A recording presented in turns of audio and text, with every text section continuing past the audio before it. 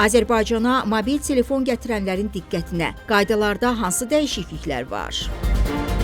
Belə ki, indiyədək fiziki şəxslər hər təqvim ayı ərzində bir dəfə güzəştli qaydada mobil telefon gətirə bildiyi halda, yeni qərara əsasən bu imkan ildə bir dəfə ilə məhdudlaşdırılır. Bu dəyişiklik xüsusilə tez-tez xaricdən mobil cihaz sifariş edən və ya ölkəyə gətirən vətəndaşlara birbaşa təsir göstərəcək.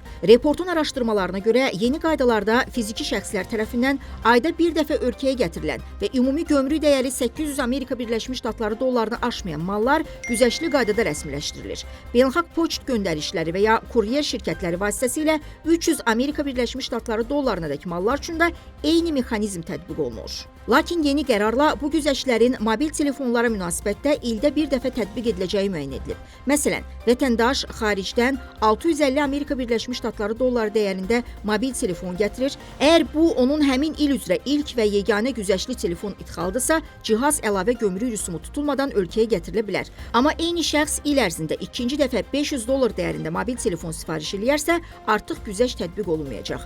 Digər nümunə, vətəndaş 1000 Amerika Birləşmiş Ştatları dolları dəyərində telefon gətirərsə, $800 güzəşt həddi çıxıldıqdan sonra qalan $200 uyğun gömrük ödənişləri tətbiq ediləcək. Vətəndaş yerdə qalan $200 görə 15% idxal gömrük rüsum dərəcəsi, 18% əlavə dəyər vergisi və digər gömrük ödənişləri daxil olmaqla ümumilikdə təxminən 35-36%lik ödəniş eləyəcək. Bununla bağlı qərar artıq bu il yanvarın 1-dən qüvvəyə minib. Yəni bu ilin əvvəlində xarici səfər eləyən və oradan mobil telefon gətirən vətəndaşın 2026-cı il ərzində güzəştli mobil telefon gətirmək limiti bitib. Onun bundan sonra gətirəcəyi mobil telefonlarına görə güzəşt tətbiq olunmayacaq.